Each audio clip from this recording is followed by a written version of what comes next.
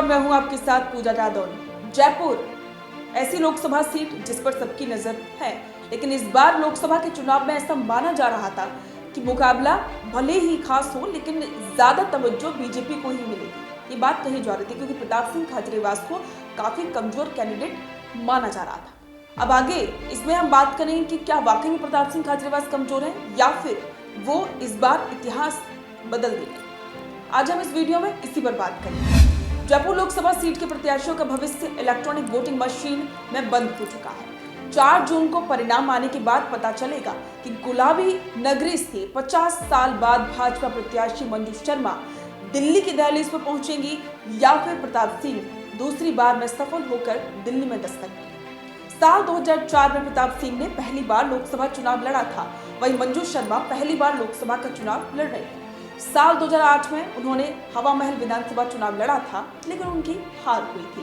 दरअसल राजधानी जयपुर से आधी आबादी का दिल्ली में प्रतिनिधित्व कम ही रहा है। पिछले आप चुनाव में कांग्रेस ने जयपुर लोकसभा सीट पर ज्योति खंडेलवाल और जयपुर ग्रामीण से कृष्णा पूनिया को उम्मीदवार बनाया था। दोनों की हार हुई थी। 21 महिला प्रत्याशियों ने इस सीट पर अपना भाग्य आजमाया है। अब तक हुए आम चुनाव में 21 महिला प्रत्याशियों ने अलग अलग दलों और निर्दलीय प्रत्याशी के रूप में चुनावी मैदान में उतरकर भाग्य आजमाया, लेकिन सफलता सिर्फ पूर्व जयपुर राजघराने की सदस्य गायत्री देवी को हुई। वे 3 बार लगातार चुनाव जीती। साल 1967 से 2014 तक कांग्रेस और भाजपा में से किसी ने महिला प्रत्याशी को चुनाव मैदान में उतारा नहीं है। सीपीआई, सपा से लेकर जमींदारा पार्टी और निर्दलीय प्रत्याशी के रूप में ही महिलाएं गुलाबी नगरी में सियासी जमीन तलाशती नजर आई। पहली जीत प्रचंड थी। गायत्री देवी ने स्वतंत्र पार्टी से पहला चुनाव 1962 में लड़ा था और भारी अंतर से जीता था। उन्हें 77% वोट मिले थे।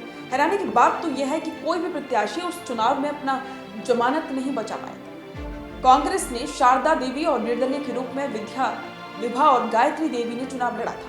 इसके बाद साल 1967 और 1971 में भी उन्हें जीत हासिल हुई थी। 1967 के आम चुनाव में निर्दलीय के रूप में सुमित्रा देवी भी मैदान में उतरी थी।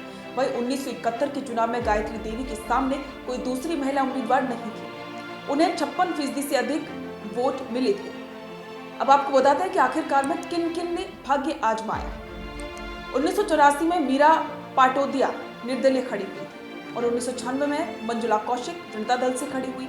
1998 में सुनीता चतुर्वेदी सीपीआई से और 1998 में ही अरुणा गौर सपा से। 1999 में श्रीलता स्वामीनाथन सीपीआई एमएल से। 2004 में प्रभु देवी सोयल निर्दलीय। 2009 में भंवर कंवर राजावत निर्दलीय। 2014 में नीरू अग्रवाल। इसके साथ ही 1980, 1989 और 1991 में जयपुर से किसी भी महिला प्रत्याशी ने चुनाव नहीं लड़ा।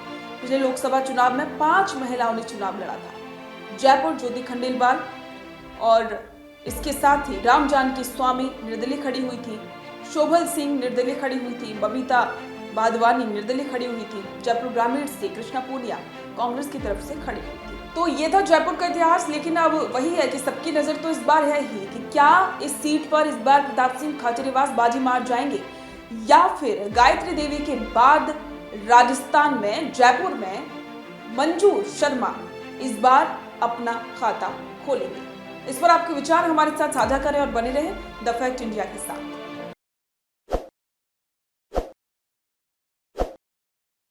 ताज़ा खबरों के लिए विजिट करें द फैक्ट इंडिया की वेबसाइट और डाउनलोड करें द फैक्ट इंडिया ऐप।